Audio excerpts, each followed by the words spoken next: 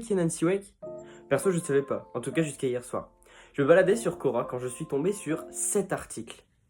Quel personnage historique mérite d'avoir un biopic? Nancy Wake, la femme la plus badass du monde. Alors j'ai fait mes recherches et j'ai trouvé quelques petites infos super intéressantes sur son histoire. Nancy Wake, d'abord, c'est une jeune femme néo-zélandaise qui, pendant son enfance, va parcourir le monde et elle va finalement s'installer à Londres, en Angleterre, avec sa famille, où elle va faire des études de journalisme et elle sera diplômée en 1934. L'année suivante, elle est envoyée en tant que correspondante en France et elle va réussir à décrocher une interview avec Adolf Hitler. Lui, pas besoin de le présenter. Durant son voyage en Autriche, elle va découvrir le nazisme, mais aussi les horreurs antisémites du parti hitlérien.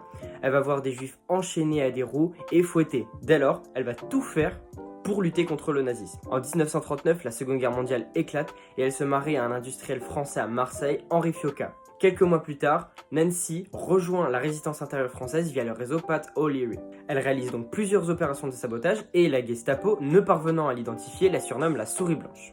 En 1943, Nancy est arrêtée et emprisonnée. Les Allemands la torturent pendant 4 jours, puis la libèrent, ne parvenant à l'identifier puisqu'elle est restée silencieuse tout au long de sa détention. En 1944, elle rejoint les services secrets britanniques et est renvoyée en France pour participer à des opérations armées, notamment à Montluçon, je vous en reparlerai plus tard.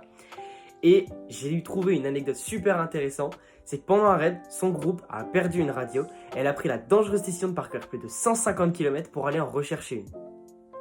Très très cool. À la fin de la Seconde Guerre mondiale, elle est décorée de la croix de chevalier de la Légion d'honneur et de la croix de guerre, ce qui fait d'elle la femme la plus décorée de la Seconde Guerre mondiale et par ailleurs, une des femmes les plus badass de la Seconde Guerre mondiale. Et ce qu'il faut retenir ici, c'est qu'elle n'a pas agi pour la gloire, mais elle agit pour la cause qui lui paraissait la plus juste. Nancy est décédée il n'y a pas très longtemps, en 2011, et ses cendres ont été dispersées en France, à Montluçon en 2013, puisque c'est l'un des lieux de ses nombreuses opérations armées. Mais du coup, t'as compris